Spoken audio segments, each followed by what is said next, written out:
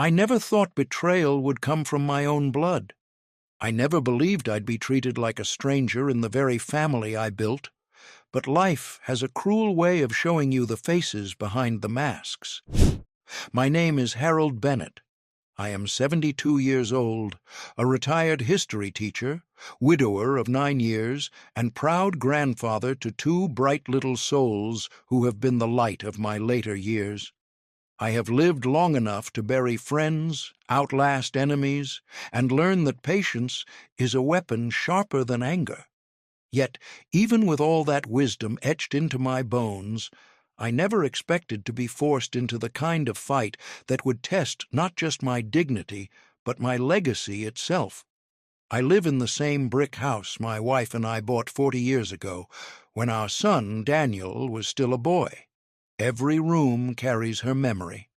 The kitchen still smells faintly of her lavender soap, though I know that is only in my mind. The garden, overgrown now, once bloomed with her roses. Even the stairs creak in a way that makes me think she's just around the corner. When she died, I poured myself into being the best father and grandfather I could be, as though devotion could fill the hollow she left behind. Daniel has always been complicated, bright, ambitious, stubborn. He has my fire, but none of my restraint. Our relationship has been strained for years. He sees me as old-fashioned, too deliberate, too cautious, while I see him as reckless, chasing success as if it were oxygen. We tolerated each other for the sake of the children, Lily, 10, with her mother's delicate smile, and Jack, 7, who inherited Daniel's restlessness, but none of his sharp edges. They are the reason I have endured Daniel's coldness, the reason I have bitten my tongue more times than I can count. But lately, the silences between us have grown longer, heavier. It started subtly. Fewer visits, hurried conversations at the door, excuses that never quite held together. I would call, and he would answer curtly, "Busy, Dad." Another time rarely came. When I pressed, he grew defensive. "You don't understand the pressures I'm under," he snapped once.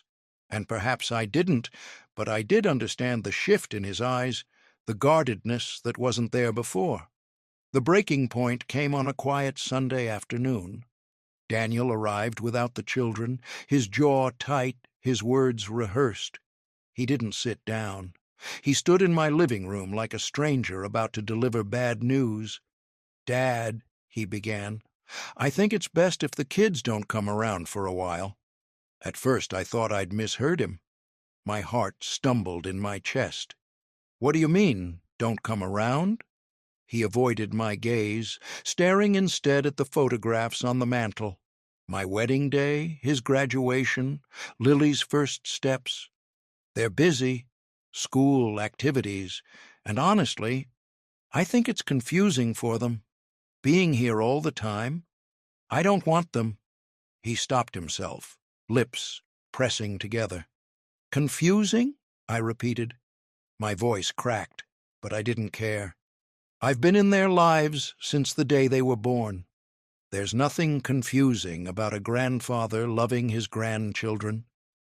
His eyes flickered then, just for a second, guilt or hesitation, I couldn't tell. But he steadied himself and said flatly, "It's for the best, for the best."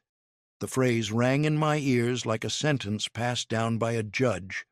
My chest tightened, but I forced myself to remain calm. Years of teaching had taught me the value of composure, even in the face of insult. I only asked quietly, "Is this really about them, Daniel, or is it about you?" He didn't answer. He left instead, the door clicking shut with finality. That night, the house felt colder than it ever had. I sat in the living room with the lights off, staring at the shadows. My wife's absence pressed down on me, heavier than it had in years. I imagined her disapproving shake of the head, the way she'd tell me, "Don't let pride destroy what love has built." But this didn't feel like pride. This felt like a theft of time, of memory, of the only bond that kept me tethered to joy. In the days that followed, I tried to reach out, but my calls went unanswered, my messages remained unread. When I did hear from Daniel, it was curt. Logistical updates about bills or property, nothing about the children. The silence was deliberate. He was building a wall, brick by brick, shutting me out. And yet, despite the weight of that betrayal, I felt something stirring beneath the grief, something steadier, older, forged through years of surviving life's storms. Betrayal is not new to me. I have endured it from colleagues, from friends, even from fate itself. But betrayal from my own son? That required patience, strategy, and a quiet kind of strength. I did not yet know what he was hiding or why he had drawn such a cruel line, but I knew one thing with absolute certainty. I would not let him erase me from my grandchildren's lives. I did not sleep much after that conversation. Old men are supposed to wake in the night because of aching joints or the whisper of mortality in their bones. But I lay awake for another reason, the echo of Daniel's words and the emptiness they left behind. When dawn came, I found myself in the garden. The roses had long surrendered to weeds, but I still stood there, hands on the wooden railing, remembering how Daniel once helped his mother plant them. He was 9 then, all elbows and knees, dirt smeared across his cheek. "We'll make them red, Mom," he had said. "The brightest red." He was so proud when the buds first bloomed. What happened to that boy? Where had he gone? It's easy to blame adulthood, the grind of responsibility, the hunger for wealth that corrodes softer parts of the soul. Daniel built a successful career in finance, but it consumed him. I watched it hollow him out, piece by piece, until ambition became the only language he spoke. He married a woman, Claire, who matched his drive. She was polite, even charming, but her eyes carried the same sharpness, as though affection was a luxury that could be traded only when convenient. I never voiced my doubts. My wife used to say, "Harold, if you criticize, you'll only drive him further." So I kept my worries locked inside. Even after she died, I held my tongue. Perhaps that was my mistake. Silence can sometimes be the cruelest accomplice. The cracks began small. He visited less often. He seemed impatient with my stories, uninterested in family traditions. Birthdays became obligations, holidays an inconvenience. The children, though, were different. They loved coming here, chasing each other through the hallways, begging for my pancakes, listening wide-eyed to my stories of history and war. They softened him, if only briefly. I thought their laughter would be the bridge between us. But one winter evening 2 years ago, a quarrel set the tone for what was to come. He had come to collect the children after dinner.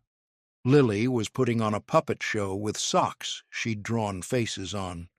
Jack clapped furiously. I recorded a bit on my old camcorder, smiling at the silliness of it. Daniel walked in, phone pressed to his ear, voice clipped. He didn't notice the show at first. When he did, he muttered, "All right, wrap it up, kids. We're late." Lily's face fell. "But, Daddy, Grandpa hasn't seen the ending yet."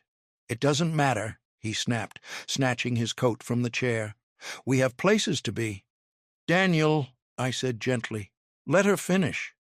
"It's just 5 minutes." He turned to me then, eyes flashing with something more than irritation. "You always do this. Undermine me. You think your way is better, that patience solves everything. Well, patience doesn't pay bills, Dad." The children froze. Claire, standing by the door, cleared her throat but said nothing. I kept my voice calm, though my heart hammered. "This isn't about bills. It's about your daughter. She just wants to be heard." For a moment I thought he might explode. Instead, he laughed, sharp, humorless. "You never understood." You lived your whole life scraping by, clinging to your books, to your ideals, and now you want to lecture me on family? Don't. The words cut deeper than I expected. I had given him everything I could, sacrificed more than he would ever know. To have it dismissed so coldly, I swallowed the hurt and said only, "One day you'll regret talking to me this way." He took the children and left without another word. That was the first confrontation, though I didn't realize then how far it would go. In the months after, he grew more distant. He controlled when and how I saw the children. Visits shortened, then stopped altogether. When I called, Claire answered instead, always polite, always vague. "They're busy with school, Harold." Daniel's schedule is impossible. It became clear this was not just neglect. This was a deliberate severing, and yet, despite the coldness, there were moments that betrayed something darker at work. Once, while picking up the children, Daniel slipped and mentioned an argument he'd had with Claire about the house. His eyes darted to me, then away, as if he had revealed more than intended.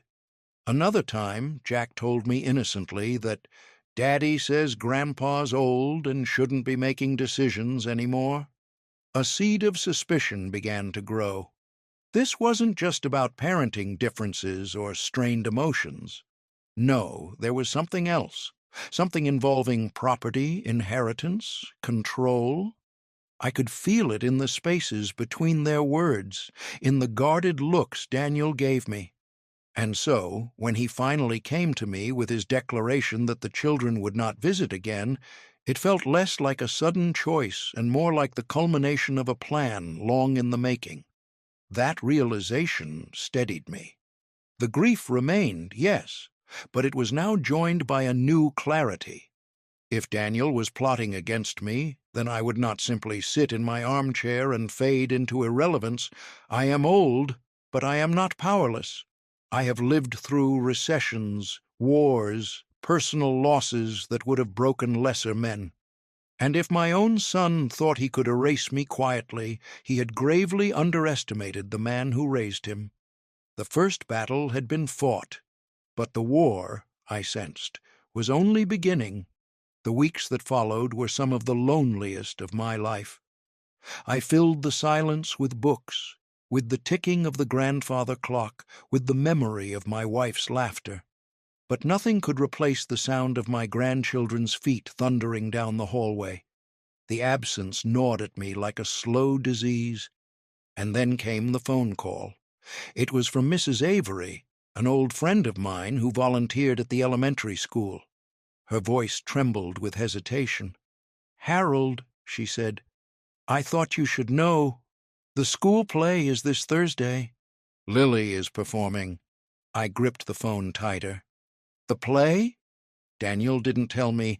"No," she admitted. "He told the teachers not to expect you. He said you wouldn't be attending." For a moment, the world tilted. My own son, deliberately keeping me from seeing my granddaughter's big day? Rage surged, hot and sharp, but I forced myself to steady it. "Thank you, Margaret," I said quietly. "You've done me a kindness." That night, I sat in my armchair with a pen and notebook, as I once did when planning lectures for restless teenagers. Old habits return when you need them most. I listed everything I knew: Daniel's growing hostility, Claire's polite evasions, the whispers about the house, the attempt to cut me off from the children. Each piece felt like part of a puzzle. And at the center of it all was my legacy, the home, the savings, the future I had hoped to leave behind. It became clear. This wasn't just spite. This was strategy.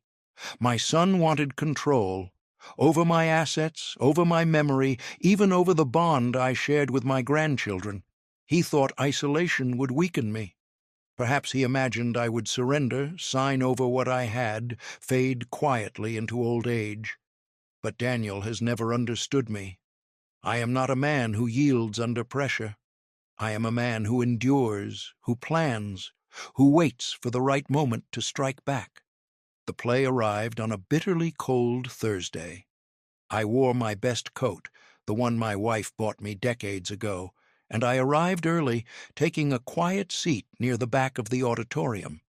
I watched parents filter in, their faces glowing with anticipation. My heart pounded, not just from excitement to see Lily, but from the knowledge that I wasn't supposed to be here, that my own son had tried to erase me from this memory. The curtain rose. The children filed onto the stage, their voices sweet and nervous. And then, there she was, my Lily, dressed as a star, her smile lighting the room brighter than any stage lamp. My chest ached with pride. But pride soon gave way to something else, because as I scanned the front row, I saw them, Daniel and Claire, sitting stiffly, their hands folded in their laps, and beside them, leaning in far too close, was a woman I did not recognize, a stranger. She whispered to Claire, who nodded, her lips tight. Daniel shifted in his seat, uncomfortable, but he did not pull away. The stranger's presence gnawed at me. Who was she? A family friend? A colleague? No. The familiarity between her and Claire was too intimate, too conspiratorial. I leaned forward, studying them. At one point, Claire handed the woman a folder, which she slipped quickly into her bag. It was not the gesture of casual friendship. It was the exchange of something hidden. I felt the pieces clicking into place. This was bigger than I had thought. After the performance, I lingered in the shadows of the hallway. Parents congratulated their children, laughter echoed, coats rustled. I waited until Daniel emerged, his hand on Lily's shoulder, Claire by his side. The stranger walked just behind them, still clutching her bag. I stepped forward. "Lily, you were magnificent," I said, my voice steady. Her face lit up. "Grandpa!" She ran into my arms before Daniel could stop her. The warmth of her embrace nearly undid me, but Daniel's face darkened. "Dad, what are you doing here?" "Watching my granddaughter," I answered simply. "Did you think I wouldn't come?" He stiffened, glancing at Claire, then at the stranger. "We'll talk later." "No," I said quietly but firmly. "We'll talk now." The hallway grew tense. Parents shuffled past, pretending not to notice, but their ears strained. Claire shifted uncomfortably. The stranger averted her eyes. "You've been keeping them from me," I said, my voice low but sharp. "You didn't even tell me about the play. And now I find you here, with someone I've never seen before, handing over folders as though this were some kind of business meeting. What's going on, Daniel?" For a moment, the mask slipped. Panic flickered in his eyes. Then he straightened, defensive. "It's none of your concern." "You need to stop interfering." "Interfering?" I let the word hang between us. "I'm their grandfather. This is my family, and you will not shut me out with lies and excuses." Claire touched his arm, urging him away. The stranger muttered something, and they all moved quickly toward the exit. Lily looked back at me, confusion clouding her bright eyes. My chest tightened, but I gave her a reassuring nod. As the door closed behind them, I knew one thing with certainty. The battle lines had been drawn. Daniel was hiding something, and that stranger was part of it. Whatever scheme they were building, it was rooted in deception. And it threatened not just my place in the family, but the very future I had spent a lifetime protecting. I walked home that night in the cold, my mind racing. The betrayal was no longer subtle. It was deliberate, organized, dangerous. But they had made one mistake. They had underestimated me. The night after the school play, I did not sleep. I sat at my desk, the same oak piece I had owned for 40 years, and let the lamp's glow keep me company. My notebook lay open, filled with scribbles and questions. Who was the woman with Claire? What was in that folder?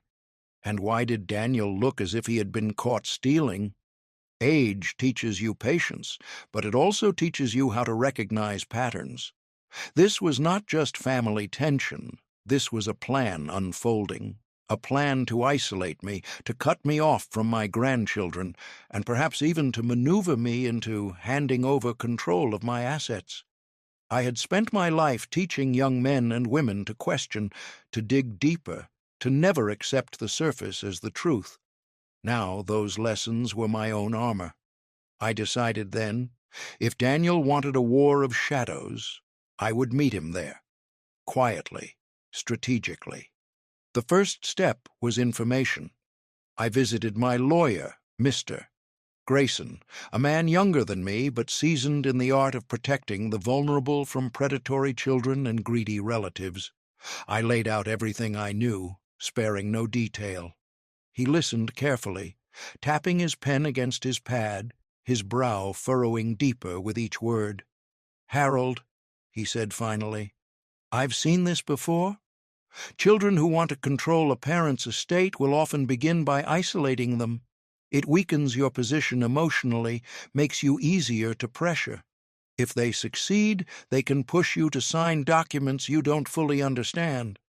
I nodded grimly. "That's what I thought.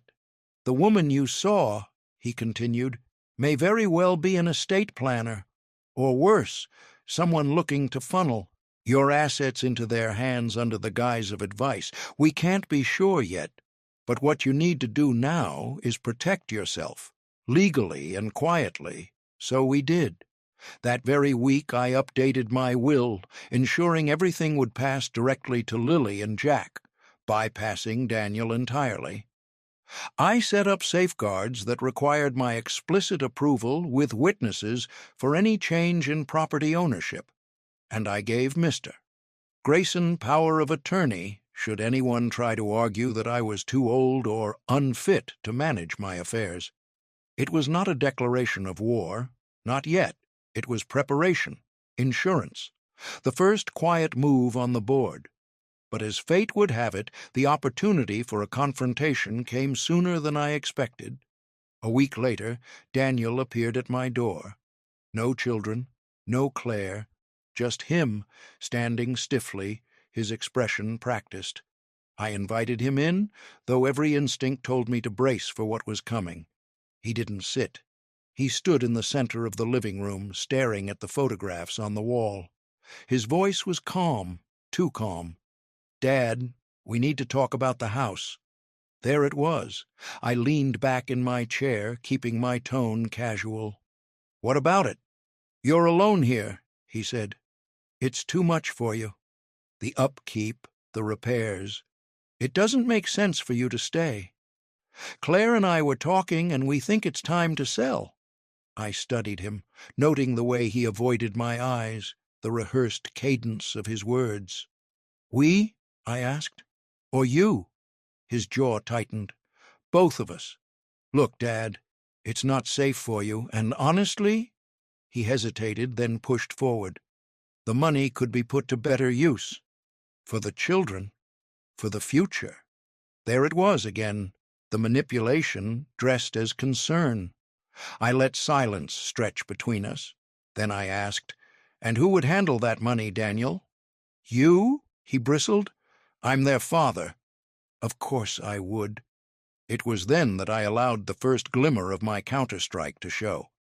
I folded my hands, steady and deliberate. "Funny you should bring this up." I spoke with Mr. Grayson last week. He assures me the house is secure and that any decisions about it will be mine and mine alone, unless I say otherwise. And I won't. The color drained slightly from his face. You went to a lawyer?" "Yes," I said calmly. "And I've made arrangements to ensure Lily and Jack will inherit everything directly. That way, no one has to worry about me being too old or the house being too much." For the first time in years, Daniel looked at me as though seeing me clearly, not as a frail old man, but as the father who had once outmaneuvered him in every childhood game of chess. He opened his mouth, then closed it again. His composure cracked just for a moment. "This isn't necessary," he muttered. "On the contrary," I replied softly, "it's very necessary. You wanted to cut me out of their lives. You wanted to take what isn't yours. But I won't let that happen. Not now, not ever." The silence between us was thick, electric. Finally he turned sharply and left, the door slamming behind him. I sat there in the stillness, my heart pounding. For the first time since this ordeal began, I felt something other than grief or anger. I felt power. It was only the first step, yes, but it was enough to remind me. I was not at his mercy. He had underestimated me. And now the game had changed. Daniel's visit had confirmed what I already knew. This was no misunderstanding, no father-son squabble born of pride. This was a campaign. He wanted control, and he believed time and pressure would bend me into submission. But Daniel has always made one fatal mistake in his dealings with me. He assumes my silence is weakness. He forgets that silence can also be calculation. The days that followed his attempted ambush about the house were quiet, but beneath that quiet ran an undercurrent of hostility. He stopped calling altogether. When I tried to reach Lily and Jack, Claire answered with polite excuses, her tone rehearsed. Once, I overheard the children in the background asking who was on the phone, and Claire's voice cutting sharply. "Not now!" It was like a knife to the chest. I tried to stay patient, but patience has its limits. I decided to make the first move. One Saturday afternoon, I drove to their house unannounced. The neighborhood was sterile and new, all identical facades and trimmed hedges. Their home looked polished but cold, as if no laughter had ever settled into the walls. Claire answered the door, surprise flickering in her eyes. "Harold," she said, forcing a smile.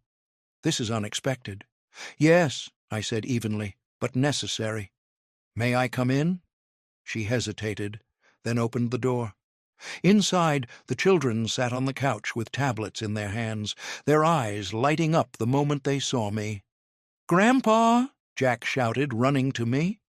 I scooped him into my arms, feeling the warmth I had been starved of. Lily followed, clutching my coat.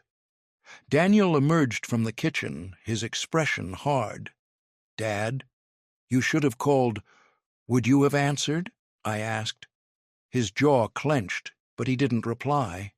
Instead, he gestured stiffly. "Let's talk in the dining room." I kissed the children's foreheads and followed him. Claire trailed after, her eyes sharp and watchful.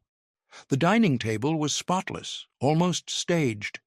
Daniel sat at the head, and I took a chair across from him.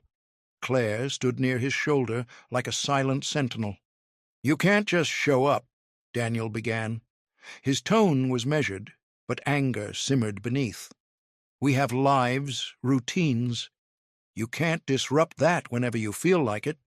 "Lives?" I repeated. "Or walls you've built to keep me out?" His eyes narrowed. "This again. Dad, you don't understand how disruptive it is for the kids. They need stability, not confusion." "Confusion?" I leaned forward. "They're confused because their father tells them lies. They're confused because the man who should be teaching them about loyalty and respect is cutting them off from the one person who has never wavered in his love for them." Claire placed a hand on Daniel's arm, as if to calm him, but I caught the glance she gave him, a glance that carried calculation. This was not just Daniel's doing. Claire was in it as deeply as he was. "I know what you're doing," I said, turning my gaze on both of them. "I saw you at the school play. I saw the woman with the folder. And I know this isn't just about the children. It's about the house, about money, about power." Daniel stiffened. Claire's eyes flickered, betraying her unease. "You think I don't see it?" I continued, my voice low but steady. "But I do. and I want you both to understand something. You will not succeed. Not with me." The silence was thick. Then Daniel slammed his hand on the table. "Enough! You think you're some kind of general planning battles and strategies? You're an old man, alone, and sooner or later you won't have the strength to keep this up. When that day comes, it'll be me who makes the decisions." The words hit me like a slap, but I refused to flinch. Instead, I let a small smile curl at the corner of my lips. "You might want to ask your lawyer about that," I said, "assuming you even have one worth his salt." Daniel froze. Claire's lips parted slightly, her composure cracking. They both knew what I had done, or at least they suspected enough to fear it. I rose slowly, placing my hands on the back of the chair. "I didn't come here to argue. I came here to see my grandchildren, and I will continue to see them, whether you like it or not. And as for this house you're so interested in—" I let the pause linger. "It's already spoken for." Their eyes widened just enough to confirm what I needed. They didn't know the details, but they knew they had lost ground. That was enough for now. I left the dining room, returned to the living room, and knelt by Lily and Jack. "I'll see you soon," I told them softly. "Don't you worry." As I walked out the door, Daniel called after me, his voice taut with frustration. "This isn't over, Dad." "No," I said without turning back. "It isn't." The battle had escalated. They were desperate now, cornered by the knowledge that their schemes were slipping. That desperation would drive them to push harder, to make mistakes, and when they did, I would be ready. That night, as I sat once more at my desk, I felt the old strength in me burn brighter. They thought they could break me with isolation. Instead, they had awoken the part of me that thrives on challenge, the part of me that has never lost when the stakes mattered most. I had survived grief. I had survived betrayal. And I would survive this. Not just survive, but win. The war was fully underway. The weeks after my confrontation in their dining room were strangely quiet. Too quiet. Daniel and Claire had not called, had not answered when I tried to reach the children. Even Mrs. Avery told me she hadn't seen them at the usual school events. Silence, when wielded by an enemy, is a tactic, and I knew they were plotting something. My suspicions were confirmed one gray Tuesday afternoon. A thick envelope arrived in the mail, stamped with the letterhead of a legal firm I did not recognize. Inside was a formal notice. Daniel and Claire had filed a petition to declare me incompetent to manage my own affairs. I sat at my desk, the paper trembling in my hand, my pulse pounding in my ears. Incompetent. My own son had dragged me into a legal war to strip me of my autonomy, to take control of my estate before I was even in the ground. For a long time I simply stared at the words. The betrayal was no longer implied. It was written in black and white. My blood, my legacy, my very dignity, under attack. But shock soon gave way to something sharper. I am not a man who collapses under pressure. I am a man who endures, who plans, who counters. If Daniel wanted a fight in court, he would have it, and he would regret starting it. I called Mr. Grayson immediately. He was furious but unsurprised. "This is the oldest trick in the book," he said. "They'll claim you're unfit, argue you're forgetful, maybe even try to produce witnesses. But don't worry. We'll dismantle it." "Let them try," I said, my voice steady. "I'll give them a performance they won't forget." And so I prepared. Every morning I sharpened my mind the way I once sharpened lessons for unruly students. I read dense history texts, recited passages aloud, solved crossword puzzles until my fingers ached. I gathered documents, bank statements, letters, proof of my daily routines. Anything that showed I was not only competent, but sharper than many half my age. When the court date arrived, I walked into that sterile room with my head held high, my best suit pressed, and my cane polished like a soldier's saber. Daniel and Claire sat across from me, smug in their confidence. At their side sat the woman from the school play, and in that moment her identity clicked. She was not just a family friend, she was an attorney, the architect of this scheme.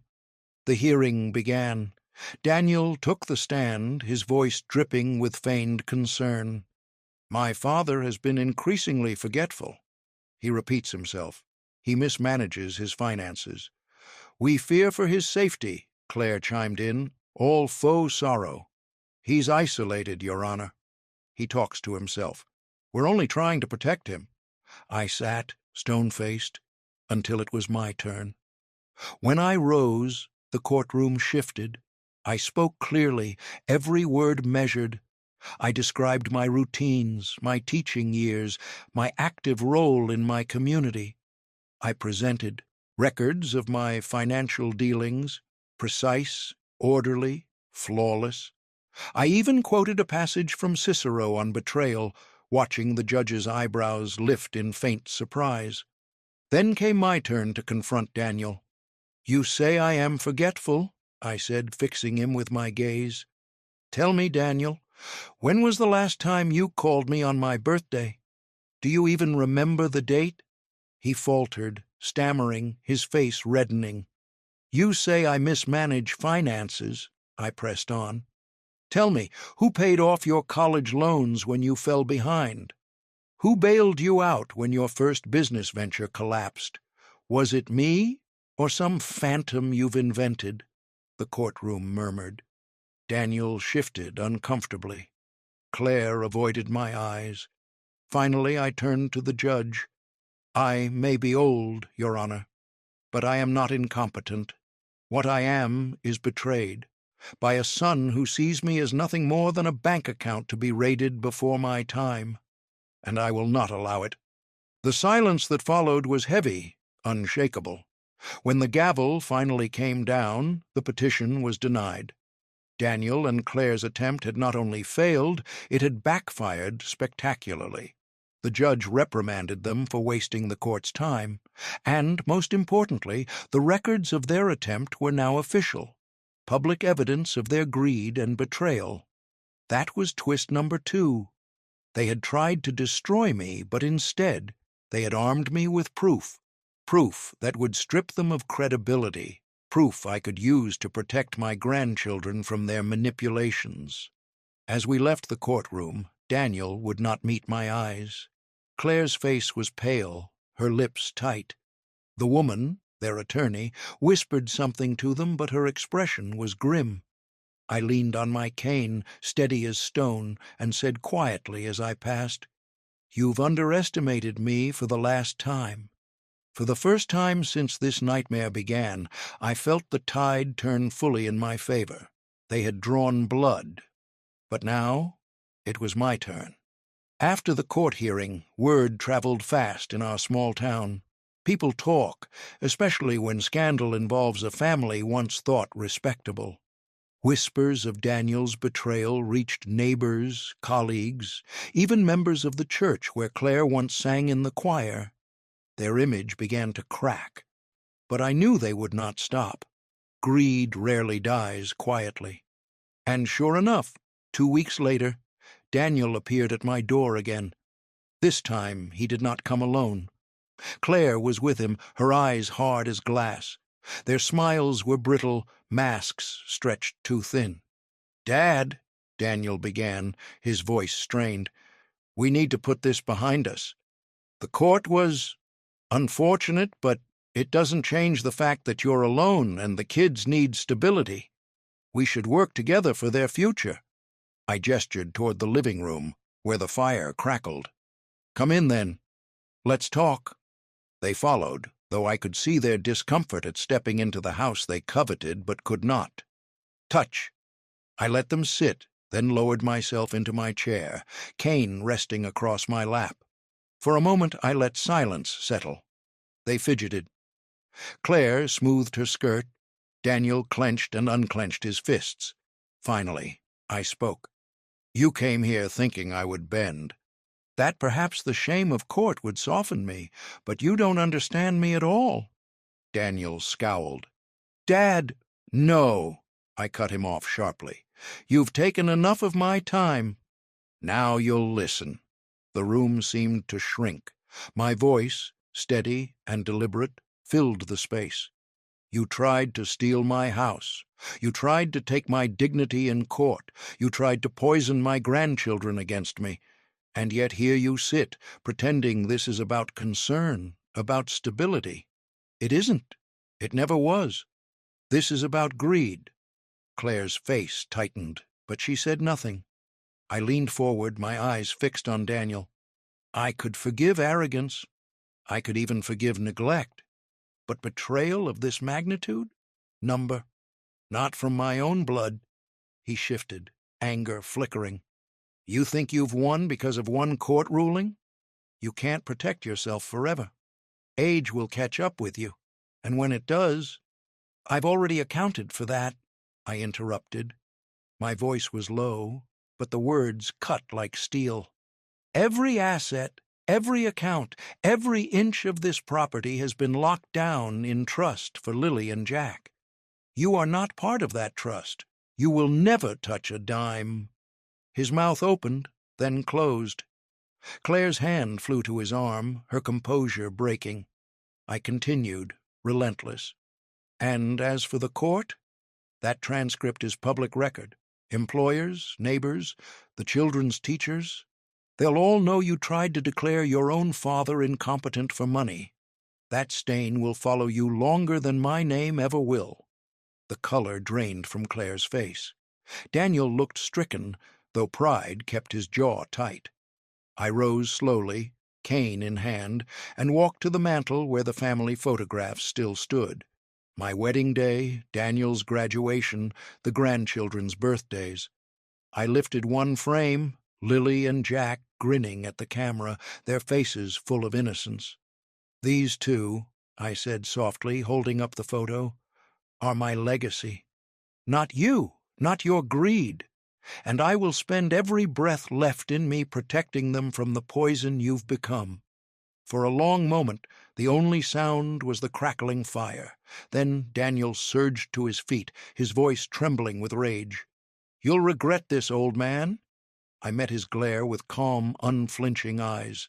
No, Daniel. You will. The words hung in the air, final, immovable. They left soon after, slamming the door so hard the windows rattled. But I did not feel shaken. I felt free. For the first time since this nightmare began, the chains of doubt and grief had fallen away. The war was over. My legacy was safe. And though I had lost a son to betrayal, I had saved what mattered most: my dignity, my grandchildren, and the truth. As I sat back down by the fire, the photo of Lily and Jack resting on my lap, I felt the quiet satisfaction of a man who has endured betrayal, fought back, and emerged victorious. This was no hollow victory. It was justice. The house has grown quieter since that night, but it is no longer the suffocating quiet of abandonment. It is the stillness of peace, hard won. The echoes of my grandchildren's laughter no longer ache like a wound. Instead, they remind me of why I fought, of why I endured. Daniel and Claire did not return. I heard whispers that Daniel faced questions at work after the court transcript circulated, that neighbors had begun to keep their distance, that even some of Claire's own family looked at her differently. Betrayal has a way of revealing itself, whether in the light of a courtroom or the hush of a gossiping crowd. They sowed deceit, and now they reap isolation. As for me, I do not rejoice in their downfall. There is no triumph in watching your own son unravel. There is only a weary acceptance and the knowledge that I gave him every chance to choose differently.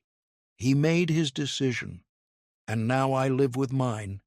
The children still come. Not as often as before, but enough. Claire cannot stop them from slipping me drawings they've made or whispering stories about school. Lily once pressed a note into my hand that read, "I love you, Grandpa. Don't let Daddy be mean. I keep it in my wallet, a small shield against the shadows." Sometimes, when I sit by the fire, I wonder what my wife would say if she could see this. Would she be proud of the way I fought? Or saddened that it came to this at all? Perhaps both.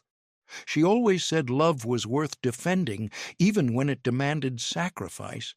I did not defend it perfectly, but I defended it enough. I have learned that betrayal does not define the betrayed. It defines the betrayer.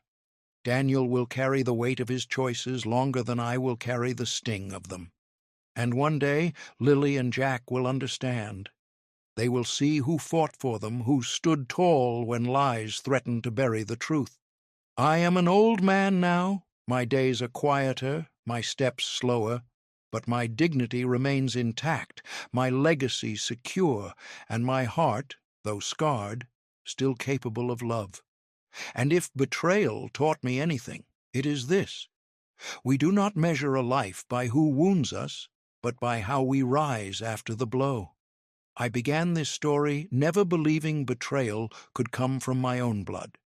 I end it knowing that betrayal may steal peace, may steal trust, but it cannot steal the strength to endure, and in that endurance lies victory.